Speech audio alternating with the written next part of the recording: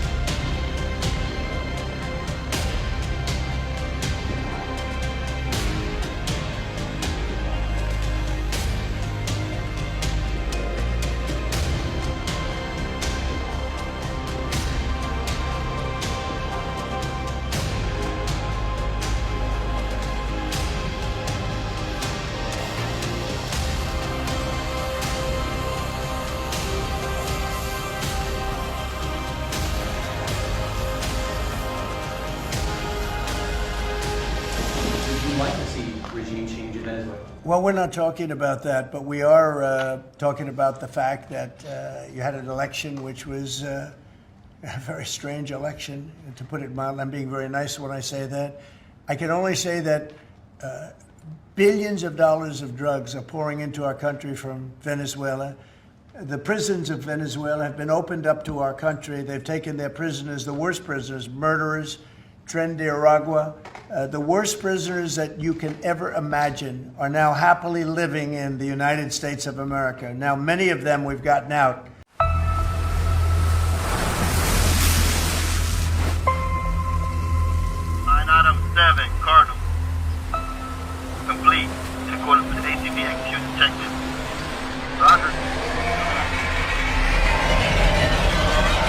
3, 2, 1. Land the landing port.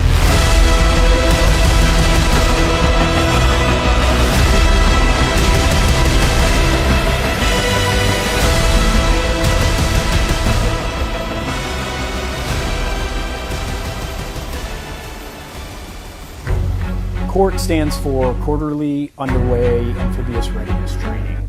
It's a training opportunity that was developed by Expeditionary Strike Group 3 and 1 Marine Expeditionary Force, both located in Southern California.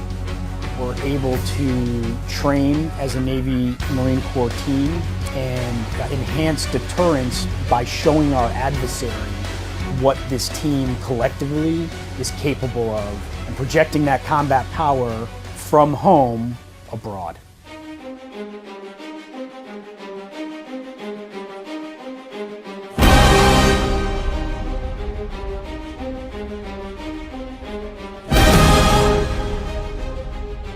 What we're doing here is we're doing our land integration training and our water integration training with 1-7, getting tighter with those Marines, training with those Marines.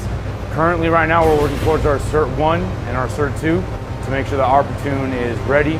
So if we do end up getting that call, it's not going to be the first time that we've done something like this before, and it should be muscle memory at that point of all the kind of different procedures that they need to do within their station.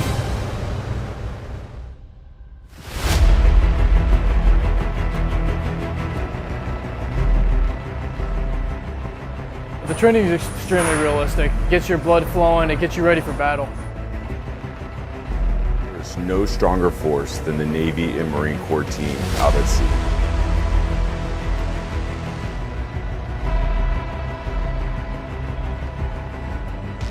We're not here to go through the basics. This is a rehearsal. This is about being able to deliver combat power ashore. Because the Marines rely on the Navy, and the Navy relies on the Marine Corps, especially when we send units over the horizon, the ability to communicate, understand what's going on, and speak a common language. I think the future of COURT has several different possibilities. The Commandant recently spoke in the Commandant's planning guidance about the need to rapidly aggregate O6 level headquarters, and specifically the strength of the MAGTF. COURT as a training opportunity brings together both the aviation combat element, the ground combat element, and the logistics combat element, all underneath the umbrella of an O6 level command, and then integrated with the actual Navy. When you look at future operating environment of where we anticipate engaging with our adversary, the Navy and Marine Corps are going to be a critical element within the joint force to be able to bring the fight to the enemy.